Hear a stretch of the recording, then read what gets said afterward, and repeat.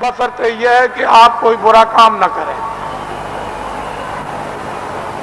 किसी का आप कत्ल न करें, हिंसा न करें, कोई चोरी न करें, डकैती न करें, अमानवी काम न करें। जहां तक हो जाए तहां तक सूद समझ से इन सब चीजों से बचे रहे और जो गंदगी आपके पास में जमा है वो जल्दी से उसको उतार दिया जाएगा।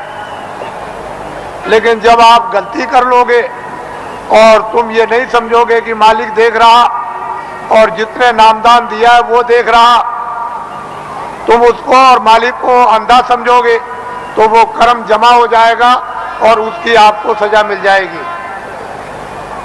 फिर आप रोओगे, चिल्लाओगे। हर तरह से यानी जीवों की संभाल होती है। ये बहुत ऊंचा संदेश और ऊंचा विज्ञान है। ये छोटी मोटी चीज नहीं है। उनको सब मालूम है कि जीवात्माएं कैसे उतरती हैं और कैसे चढ़ती हैं और मनुष्य शरीर में कैसे डाली जाती हैं और किस तरह से निकाली जाती हैं। फिर ये किन किन योनियों में इनके जाने का हिसाब होता है और उनके तार यानी उनकी डोरियां किस किस तरह की हैं और कौन कौन सी डोरी किस किस योनि में, 84 में या नरकों में या भिन्न भिन्न अलग अलग नरकों में, 4 खानों में, 84 लक्ष्योनियों में, ये महात्माओं को सब जैसे आईने के सामने खड़े हो जाओ ऐसे दिखाई देता है।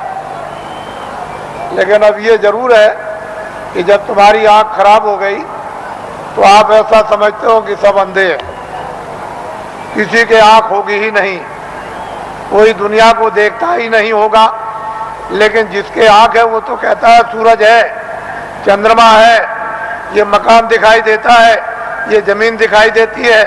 पर सूर आदमी को क्या होगा, उसको क्या दिखाई देगा? इसलिए जगत अंधा हो गया है और बहरा हो गया। वो महात्माओं को पहचान नहीं पाता, समझ नहीं पाता। उसके पास समझने की बुद्धि नहीं और आंख अंधी हो गई तो कैसे पहचाने? कहीं अगर उसको आत्म आंख हो गई होती, वो दिव्य नेत्र ज्ञान चक्षु खुल गया होता, तब तो उस नूर में, उस प्रकाश में पहचान लेता। तो हिंदुओं और मुसलमानों और सिखों और ईसाइयों, ये जाति दौलत, ये जन्म जात की संपत्ति महात्मा फकीरों के पास सबकी है। जो भी इच्छा करे, हिंदू, मुसलमान, सिख, ईसाई, वो महात्माओं के पास जाकर के इस दौलत को ले आए, इस संपत्ति को ले ले। ये सबकी है, किसी एक की नहीं है। और जो इसमें भाव भक्ति करेगा उसको ये दौलत मिल जाएगी। भक्ति नाम किसका है? आज्ञा का पालन, और कोई भक्ति नहीं। भक्ति नाम कोई तस्वीर देखने का नहीं। तुमने मंदिर में मूर्त देख ली तो इसका नाम भक्ति नहीं, या तुमने गाना गा लिया, कोई प्रार्थना कर ली, इसका नाम भक्ति नहीं। जो महापुरुष आदेश दे उसका तुम पालन प्यार से करो, इसको कहते हैं भक्ति। यह है भक्ति।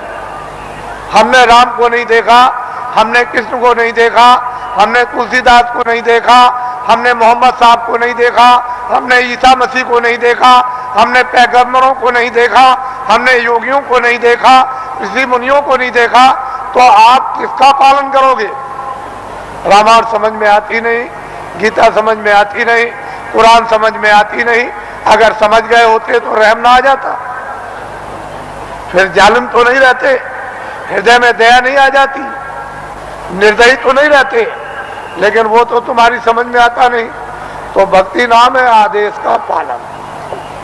जो आदेश का पालन कर लेगा वो तो महात्मा बड़े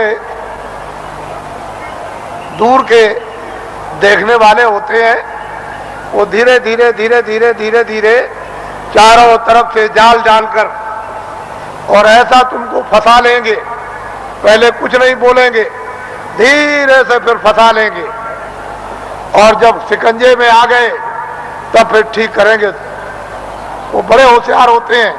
वो इस तरह से ठीक करते हैं जैसे एक भृंगी एक झींगुर को पकड़ते ही फौरन उसने मूंछ काट डाली बिल्कुल, और टांग काट दी, उसके पर को काट दिया और बिल्कुल उसको संपुट कर दिया कि अब ना उड़ सकता है न चल सकता, बिल्कुल करके बराबर कर दिया उसको एकदम, और उसको पकड़ लिया और ले गया और छेद पर अंदर की तरफ सुराग में बैठा दिया और दरवाजे पर बैठ करके भृंगी बस फिर आवाज देता है 24 घंटे।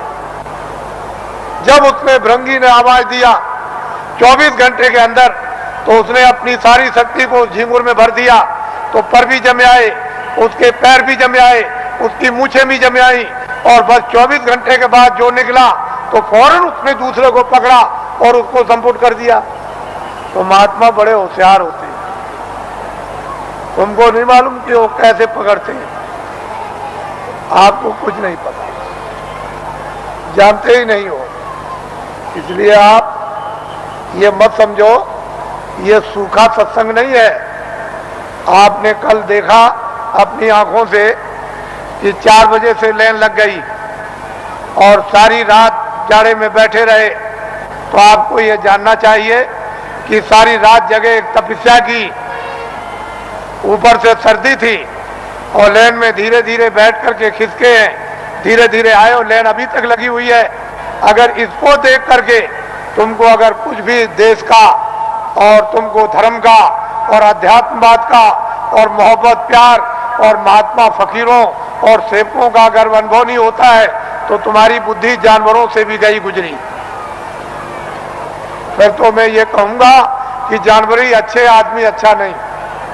इस दृश्य को आप देखिए, इस दृश्य को वैसे मेरे पास ऐसा रास्ता है कि मैं 4 ही घंटे में इसको निपटा दूं, लेकिन मैं ये दिखाना चाहता हूं कि देवियां कैसी बैठी हैं, कतार लगाकर, पुरुष कैसे बैठे कतार लगाकर क्या इंतजारी कर रहे हैं और इस ठंडी में किस तरह से तपस्या कर रहे बैठे हुए हैं, ये आपको दिखाना चाहते हैं। ये महात्माओं का गोपनीय राज है। ये राज और रहस्य कुछ दिनों के बाद आपकी समझ में आएगा, अभी तो नहीं आ सकता। इसमें अगर आध्यात्मिकता का कहीं मसाला ना होता, सच्चा और सत्य, तब तो आप बहुत दूर चले गए होते। ये तो असली चीज है और वही सबको घूम फिर करके उसी जगह पर आ जाना। आएंगे वहीं, वो रास्ता एक दिया जा रहा, अभी रास्ता और रास्तों के स्रोत अभी खोल दिए जाते हैं, तो चारों तरफ गली कूचे से और फौरन पगडंडी और सड़कों पर आकर और फौरन आ जाएंगे बिल्कुल। फिर आप देखिएगा इस दृश्य को, तो आप ऐसा मत समझो वो कहते तो कुछ नहीं है। अगर कह दें कि तुम ये हो, तुमने सुबह इसको मारा, शाम को इसको मारा, इसकी चोरी की, इसकी डकैती की, इसका बुरा किया, इसका ये किया, तो 2 मिनट नहीं ठहरोगे। फिर तो 2 मिनट नहीं ठहर सकते हो, भाग के चले जाओगे, करे यहाँ तो सब कुछ खुल गया, यहाँ तो कुछ नहीं है। लेकिन वो धीरे से पोशीदा रखकर वो धीरे धीरे धीरे धीरे जब रास्ते पर ले आएंगे और बांध लेंगे, तो कहेंगे अरे बेटा, ए बच्चे, तूने बहुत कुछ कर लिया, ये काम किया है। तब उसका होश उड़ जाएगा और वो अपनी जगह पर आ जाएगा। वो आदेश उसको मिलेगा, उसका पालन करेगा, उसका नाम है भक्ति। वाल्मीकि बदल गए, गंगा बदल गई, सदन कसाई बदल गए और बड़े बड़े राजे और जिम्मेदार बदल गए और डाकू और बदमाश बदल गए, बड़े लुच्चे और लफंगे बदल गए। महात्माओं के पास पहुंच करके बदल जाते और बड़े बड़े सिद्ध हो गए और बड़े ज्ञानी हो गए और त्रिकालदर्शी हो गए और जो इतिहास बना दिया उसको अभी तक कोई काट नहीं सका। उन्होंने लिख दिया मैं सबसे बुरा था, मैं सबसे पापी था, मैं सबसे गुनाहगार था और सब कुछ चिल्लाकर उन्होंने किताबों में ढनूरा पीट दिया। लेकिन यह है कि जिस महापुरुष के चरणों में गए उन्होंने उस सबको क्षमा कर दिया। उसके बाद में मसाला है, जड़ी है, औषधि है, बूटी है, उसको लगा करके और सबको धो डाला। तब उसको स्वच्छ और साफ और निर्मल और शुद्ध और पवित्र है उसको कर दिया, उसकी तब महिमा होती है, तब गुणगान होता, तब भक्त और भगवान की लीला होती है। नहीं तो वैसे तो कौन भगवान को पहचान सकता है? भगवान तो भक्तों को पहचान लेगा, लेकिन भक्त कौन है? कोई नहीं। भक्त और भगवान का एक रस, एक रूप और एक भाव जब बन जाता है तब लीला होती है भक्त और भगवान की, स्वामी और सेवक की, और मुर्शिद और मुरीद।